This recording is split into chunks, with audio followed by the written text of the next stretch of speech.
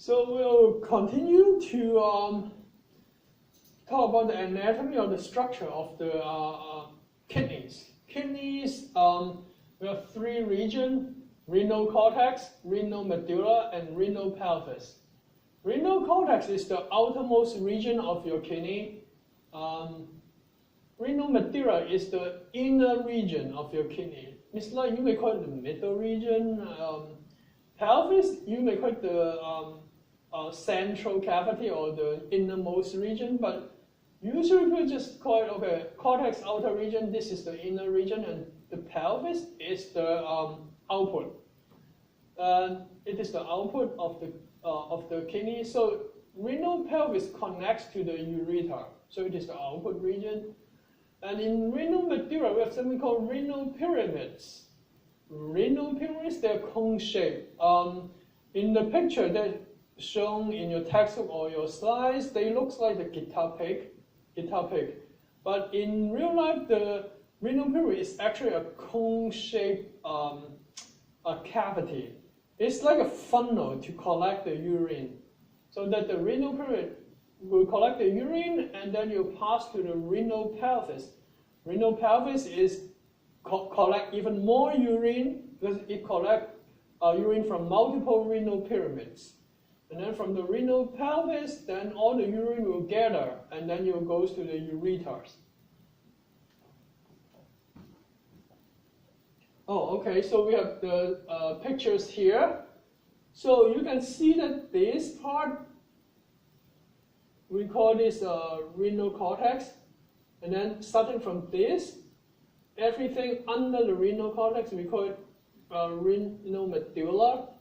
And then you see that each one of these, they look like a guitar pick. Each one of these, inside the renal medulla, we call this renal pyramids. And then renal pyramid is connected to this part, we call it renal pelvis. So you can see that the cortex is the so-called lighter color. They color it the lighter pink. And then medulla is everything under the renal cortex. We call it a renal medulla. Inside the renal medulla, we have multiple renal pyramid. So that is the relationship between renal medulla and renal pyramid. In the renal medulla, we have multiple renal pyramid, and then this is the renal pelvis. And you can see that the hilum here is the depression of your kidney. Then you have the renal artery, renal vein, and the ureter going in or going out of the kidneys. And then this is what, it's a better depiction here. You have the renal medulla, all this layer are the renal medulla, and then all this surface layer, we call it renal cortex. This is called renal pelvis. And then you see that there's a thin layer here that wraps around the kidney. This is the renal capsule. There's a renal capsule surround the kidney. And then now the so-called microscopic view of the kidney. Kidney is composed of millions of nephrons. Nephrons, they are the functional unit of kidneys. They're the functional unit of kidneys. So nephrons are the ones that do all the work, filtration of the blood, making of the urine. Each nephron has its own supply.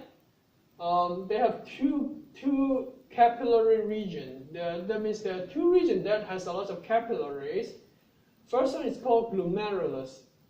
Glomerulus is a network of capillaries. Glomerulus is a network of capillaries. It has an afferent arteriole. So there's a arteriole, that means a very small artery that goes in to become the glomerulus. And then the output of the glomerulus, we call it the efferent arteriole. The efferent arteriole is the output of the glomerulus. Usually, the input, the afferent arteriole, has a larger diameter than the efferent of the, and then the diameter of the efferent arteriole, so that you will create a positive pressure of the inside the glomerulus. The positive pressure created in the glomerulus will cause the, we call it glomerular filtration. Filtration, remember, the definition of filtration is a movement of the substances from your blood into your kidney, into your kidney tubules. So it is from the blood going into your kidney tubule, we call it filtration. And then the efferent arteriole, they will eventually become the peritubular capillary network. Peritubular, as the name suggested, peri meaning surrounding, tubular, that means the tubes. Peritubular, meaning that it is the blood vessels that are surround the renal tubule, the kidney tubule. So this surround the rest of the nephron. That means the efferent arteriole becomes the capillary network that surround all the nephron, all the kidney tubules.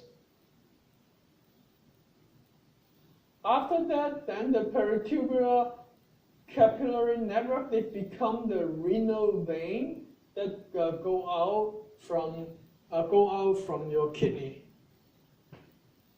So this is the overall view of what we just talked about, the microscopic anatomy, microscopic structure of the nephron. So this is one nephron, one subunit. So you have the renal artery, they become afferent arteriole.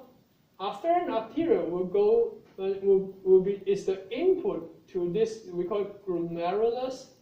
Glomerulus is the capillary network, and then glomerulus is inside something called Bowman capsule.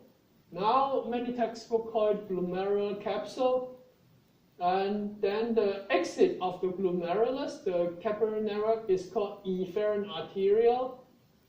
And then because I mentioned that afferent arteriole has a larger diameter than the efferent arteriole, you will create a positive pressure here inside the capillary, so that substances will be filtered or squeezed out from the capillary into this Bowman capsule. And this Bowman capsule is the starting point of your kidney tubule. And then Bowman capsule will first form the proximal convoluted tubule, PCT, and the efferent arteriole, they will become peritubular capillary network. The peritubular capillary network will basically surround all of these kidney tubule. They surround the proximal convoluted tubule, and then proximal convoluted tubule will become the loop of Henle here, or loop of nephron, and then the loop of Henle will become the distal convoluted tubule.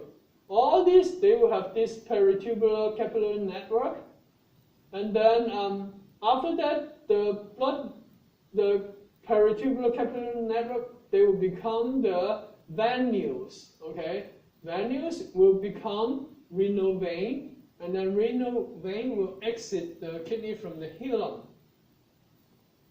And from Bowman capsule, will become proximal convoluted tubule, loop of Henle, distal convoluted tubule, and then at the end it will become collecting duct. Collecting duct will eventually join together to become the renal pelvis, and then the renal pelvis will eventually become the ureter. So you see the collecting duct here. It has multiple distal convoluted tubule connected to the collecting duct, and then collecting duct will join together to form the renal pelvis. So we talk about each detailed structure now.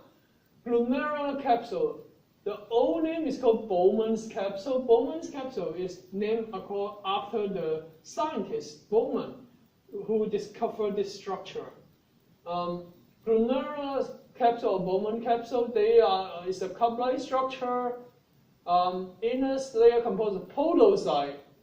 So podocyte, podo meaning feet, cyte means cell.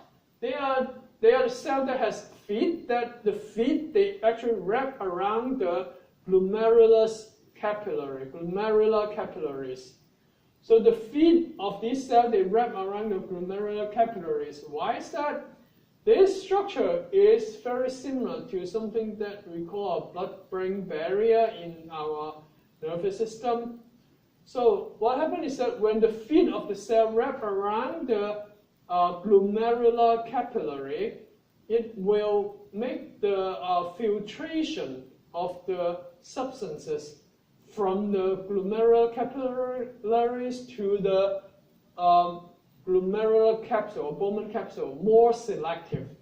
Because the feet of this cell, they close up, they make the pore or intercellular cleft in the capillary even smaller.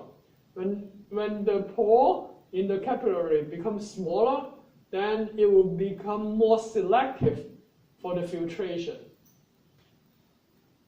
So it forms, I would say, forms smaller pores for the passage of the small molecules. And then proximal convoluted tubule PCT, they are made up of simple cuboidal epithelial cells. Simple meaning that it's only one layer. Cuboidal epithelium, I told you last time in the online lecture, all cuboidal cells, they form tube or glands. So for simple cuboidal, that means one layer of cuboidal cell, you can find it in here, the kidney tubule, the PCT. The PCT loop of Henle and also the distal convoluted tubule, the DCT that we'll talk about in just a moment. They have microvilli to increase the surface area for absorption. Microvilli, they are basically the extension of the cell membrane. So they increases the surface area of your cell membrane, therefore enhance the absorption. So we talk about the Bowman capsule here. It's a cup-like structure, and then we talk about the proximal convoluted tubule here.